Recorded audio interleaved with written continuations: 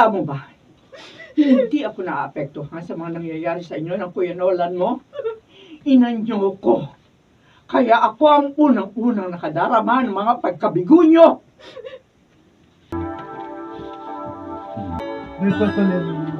Masusubok nga ba ang katatagan ng isang ina sa pamamagitan ng kanyang mga pagpapasya? Mga kaibigan, pakinggan natin ang naging karanasan ni Conching sa ating dulang. Sa kanyang panahon. Manakanakang magkilos. Bakit ba parang ako pa ang sinisisi mo? Dahil hindi ka makakapag-take ng darating na board exam. Nolan? Sana kasi umapila kayo sa ganung motion nila. Nay, hindi nga nila kami pasasampayan ng stage sa graduation eh. Sa stage? Nay, hindi na nga nila kami pasasampayan sa stage sa graduation. Tapos, hindi rin nila kami bibigyan ng certification. Para hindi kami makakuha ng board exam. Kung bakit naman kasi, ha? Alam mo nang tungkol sa pagsunod sa batasang kurso nyo. Nyo. Alam mo nang tungkol sa pagsunod sa batasang kurso nyo. Ginaya mo pa rin ang pirma ng kaklase mo, tapos ikaw pa ang pumirma sa kanyang mga dokumento. Sobra naman.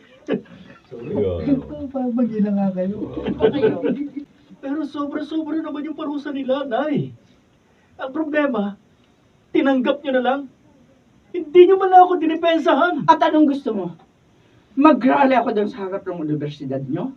Magsisigaw ako ron, samantalang maliwanag na malaking kasalanan niyang ginawa mo.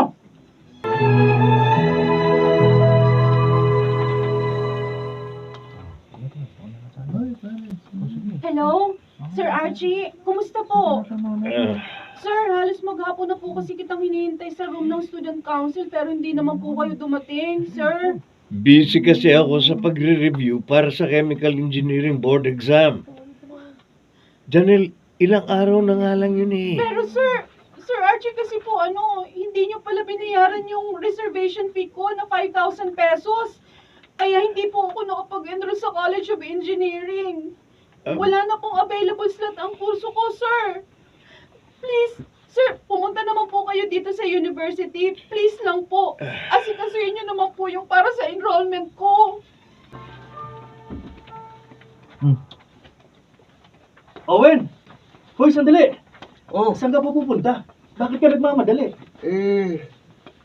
di ba graduation day natin ngayon? Oo. Magkikita kami ni Arm at sasakayan ng tricycle. Aalis kami maghapon. Mamayang gabi na kami uuwi. Kunwari, attend kami ng graduation. Ano? Bakit yun naman kailangan gawin yun ng nanay mo? Bubugbugin ako ng airpod ko kapag nalaman niyang hindi ako makakaakyat sa stage, Nolan. Ikaw ba, ano plano mo? Eh di wala. Nagsisisi nga ako kung bakit sinabi ko pa sa kanya yung problema eh. Dapat siguro, umarkila na lang ako ng tindera sa gilid ng university na magkukunwaring nanay ko. Baka hindi pa kami nagkaroon ng iringan. Hanggang ngayon kasi... Iringan. Baka hindi pa kami nagkaroon ng hindi pagkakaintindihan. Hanggang ngayon kasi, tinatamad pa rin akong kibuin si inay.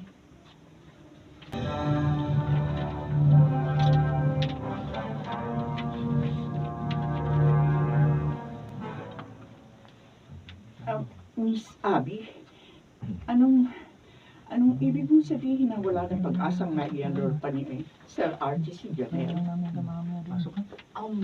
Marami pong mga kaso ng kapabayaan sa student council si RG. Kasama na nga po yung hindi niya pag-aasikaso sa pagbabayad ng reservation fee ng scholars ng council. Pero, teka, paano na si Janelle?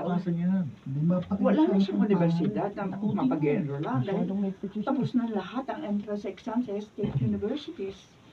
Saka talaga inaasahan niya scholarship ng council. Dahil ipinasa naman niya lahat ang requirements niyo. Ako pwede kong matulungan yung anak niyo na makapag-enroll kung ano yung kursong gusto niya. Pero, sa isang kondisyon, Mrs. Kondisyon? Anong kondisyon, Miss Abby? Sasama kayo sa pagsasampa ng kaso ng student council laban kay Archie. Actually, yun ba yung teacher nila, di ba? presidente ng student council.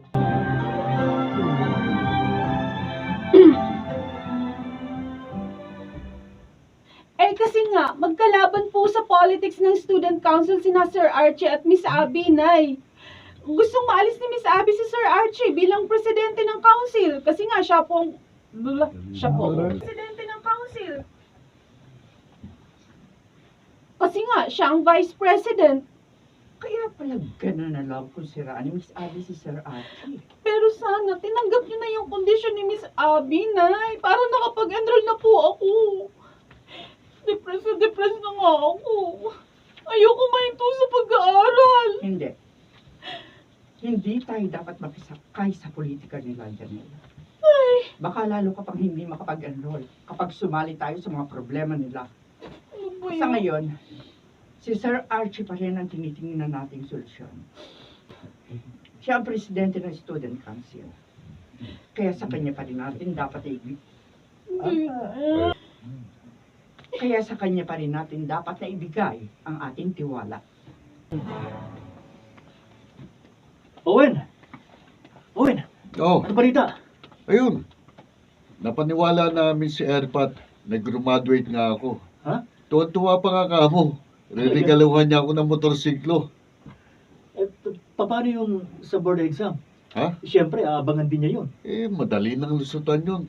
Sasabihin ko, hindi ko pa nakukumpletong requirements ko, kaya hindi ako makakapag-take ng board. Alam mo, believe na talaga ako sa'yo. Pati sa parents mo, believe din ako. Talaga? Oo, imagine. Naniniwala sila sa lahat ng sinasabi mo. Samantalang nanay ko dahil pang investigador, wala akong kalusot-lusot. Ano pinag-uusapan kasi?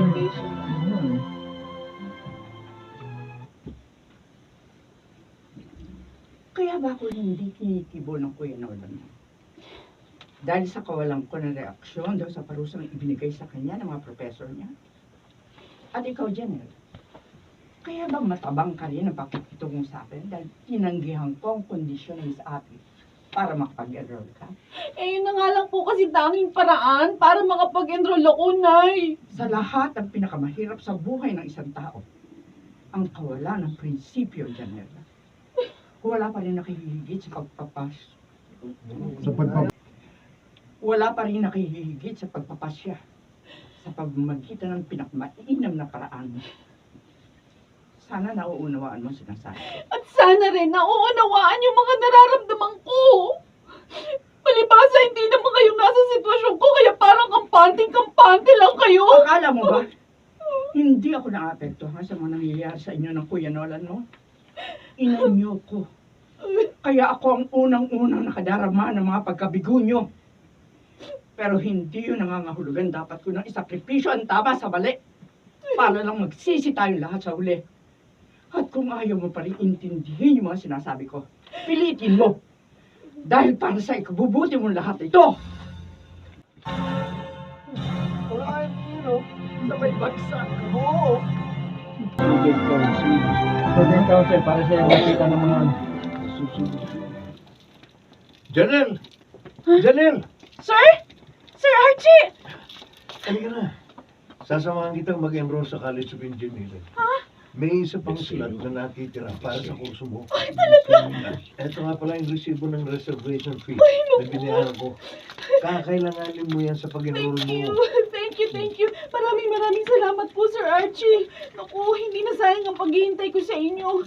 Alam niyo ba, araw-araw ako rito sa room ng student council. Ay, hindi po ko magkagalit. Hindi po ko. Hindi po ko. Po, Sir Archie. Naku, hindi na sayang ang paghihintay ko sa inyo. Alam niyo ba, araw-araw ako rito sa room ng student council.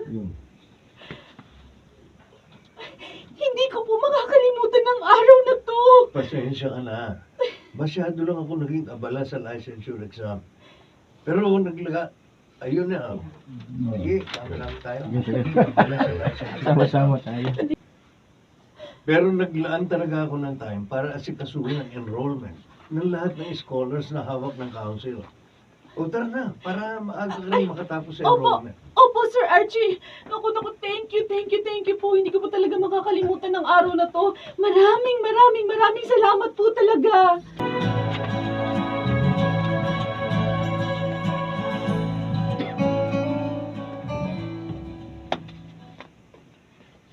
nang mamatay ang inyong ama, kailangan ko magdesisyon sa maraming sitwasyon. Kinukuha kayo magkapatid noon ng mga tiyahin. Pero hindi para pag-aralin, kundi para gawing tindero at tindera sa mga pwesto nila sa Divisoria. Hindi ko kayo ibinigay sa kanila dahil may pangarap ako para sa inyo. Lahat ang mapagkakakitaan pinasok ko para mapag-aral lang kayo. Para mabigyan kayo ng isang magandang kinabukasan. Ang totoo, ngayon ko po nauunawaan ang mga bagay na pinaninindigan ninyo. Nay, pasensya na po kayo sa hindi magandang asal na pinakita ko. Naisip ko nga po, kailangan ko lang tingnan sa ibang aspeto yung naging problema ko sa pag-aaral. Lalo na, may kasalanan naman talaga ako sa nangyari. Araw-araw, nahaharap tayo sa iba't ibang pagsubok para subukin ang subok. Ayun. Para subukin ang ating kakayahan sa tamang pagharap sa mga ito noon. Pero gawin pa rin natin ang alam natin pinakamabuti. Dahil kahit kailan, hindi tayo ililigaw ng ating mga tamang prinsipyo. Ayun, okay.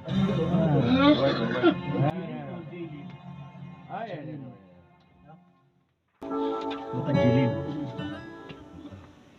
Nasa salamin ang ating mga saloobin sa pamamagitan ng mga pagsubok mula sa paglago sa ating mga pangulawa at pagsasabuhay sa katotohanan sa kanyang panahon.